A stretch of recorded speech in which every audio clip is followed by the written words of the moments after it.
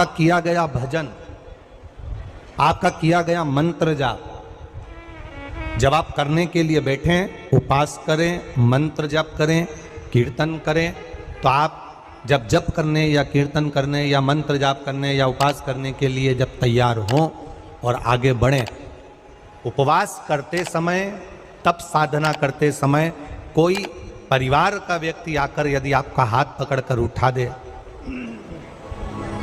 या आपको अपशब्द कहे, तो ये श्रेष्ठता नहीं हो। आप करो पशुपति व्रत, आप करो सोमवार के व्रत, पर निवेदन है कि व्रत करते समय, व्रत के पहले आपके परिवार वालों को, आपकी पति को, माता पिता को, परिवारजन को ये बात बता दी जाए कि हम ये व्रत कर रहे हैं। क्यों?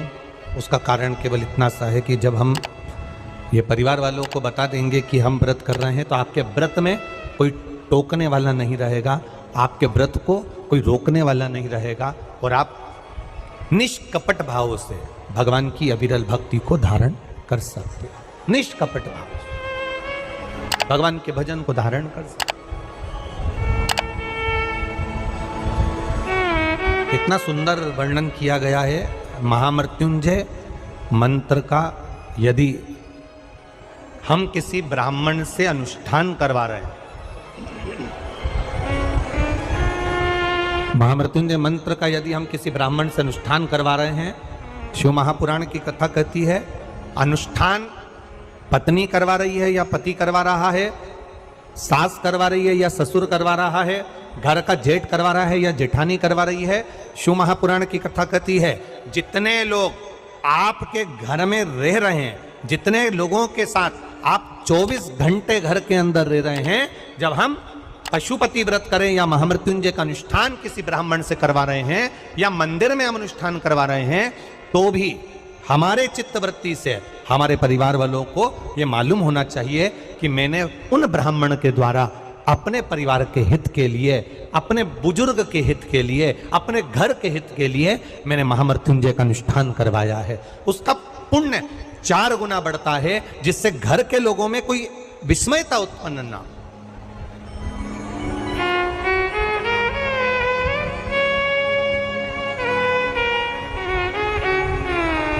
हमारे भीतर कोई विस्मयता उत्पन्न ना हो,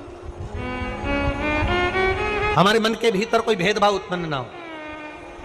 और हम तो यहां तक कहेंगे, आप अगर शंकर जी के मंदिर में जा रहे हो, 1 लोटा जल चढ़ा रहे हो, शंकर जी के मंदिर में पहुंचकर 1 लोटा जल समर्पित कर रहे हो, तो भी आपके घर के लोगों को मालूम होना चाहिए कि ये पास वाले शिव मंदिर में गई है, मेरे पास के मंदिर में मेरा घर का बच्चा शंकर जी को जल चढ़ाने गया है, मेरा पति पास के मंदिर में शंकर भगवान को जल समर्पित करने के लिए गया है। ये घर के लोगों को ज्ञात होना चाहिए।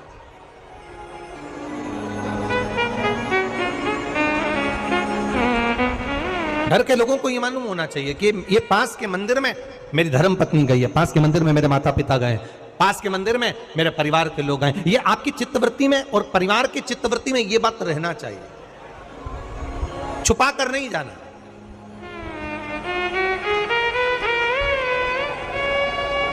छुपा कर भगवान के मंदिर में नहीं जाना, छुपा कर पशुपति व्रत नहीं करना।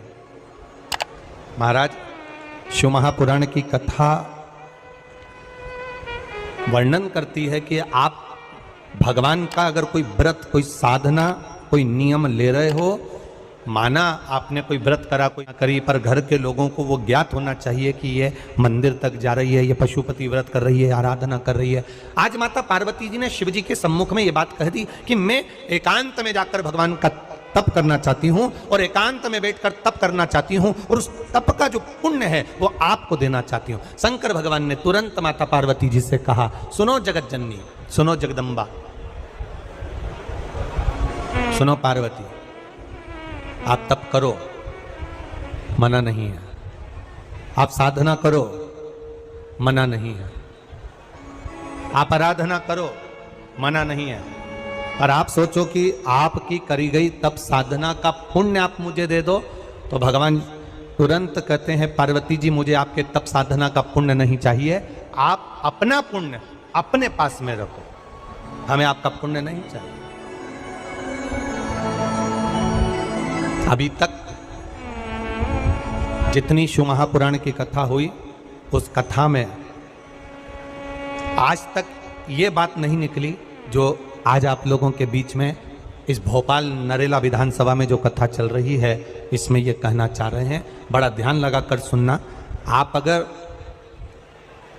5 महीने तक, 6 महीने तक, 3 महीने तक, 2 महीने तक, 15 दिन, 20 दिन, 1 महीना, 1 साल, 2 साल, 8 साल, 4 साल अगर आपने शंकर भगवान को जल चढ़ाया है तो शिव महापुराण की कथा यहाँ तक कहती है कि आपके घर में अगर कोई व्यक्ति बहुत दयनीय स्थिति में पड़ा हुआ है, हॉस्पिटल में पड़ा हुआ है, कोई तकलीफ में पड़ा हुआ है, कोई कष्ट में पड़ा हुआ है, तो आप जब भगवान शिव को जल समर्पित करो तो बाबा से ये विनती कर कर भी जल समर्पित कर सकते हो कि मेरे परिवार का एक व्यक्ति, उसका ये साथ में ये हो गया और वो हॉस्पिटल में पड़ा, उसका नाम ये है, गोत्र ये है। बाबा हमने जो तप साधना करी है, हमने जो इतने महीने तक आपको जल समर्पित करा है, हमने जो बेलपत्र समर्पित करी है, मेरे बाबा आज स्वीकार करना। और जो हॉस्पिटल में पड़ा है, जो कर्जे में लदालूम पड़ा है, जो तकलीफ भोग रहा है, ऐसी कृपा करना बाबा कि मेरे 2 महीने जो मैंने जल चढ़ाया है उस चढ़ाए गए जल का पुण्य मैं उसके खाते में देती हूं और उसको ठीक कर देना। यह पुण्य का भाग है।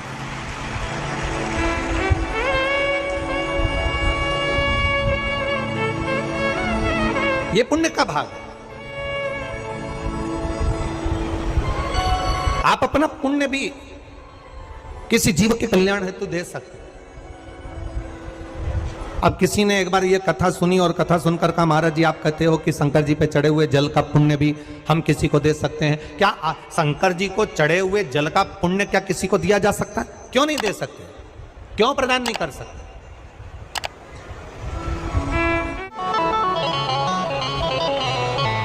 एक पुण्यता अपने भीतर एक विचार फिर करिएगा। बड़े बड़े सावधानी की कथा है। आप लोग सोचो कि यह कथा यहाँ से सुनी, यहाँ से निकाल दी, बच्ची को चीती कपड़े में झटकार दी। यहाँ कथा अगर सुनने के लिए आए हो तो थोड़ा दिल लगाकर सुनना, मन लगाकर सुनना।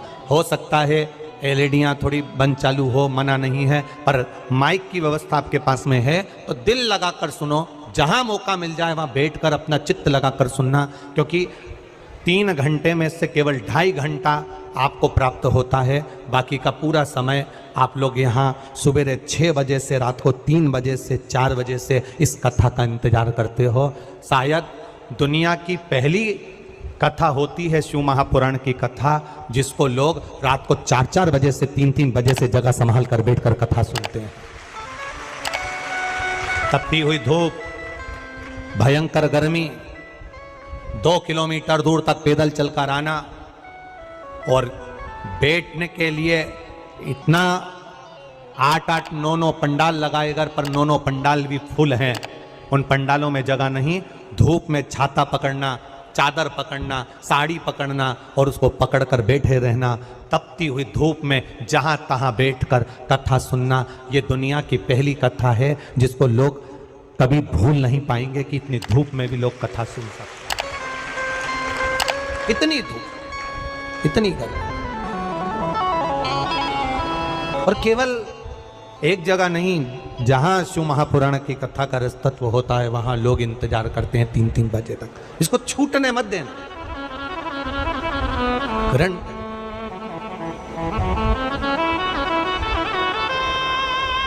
शादी में गए हो, 500 का लिफाफा दिया है तो भोजन कर कर जरूर जाना।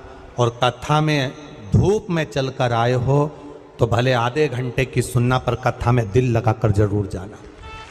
दिल लगाकर जाना, चित्त लगाकर।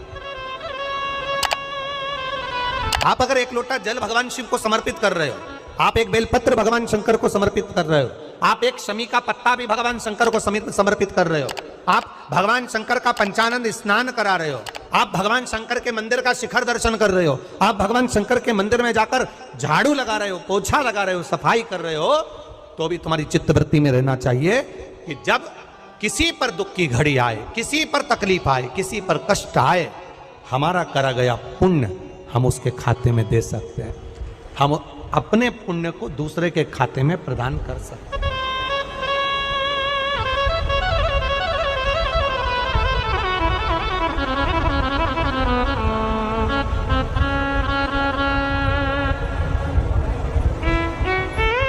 बेलपत्र,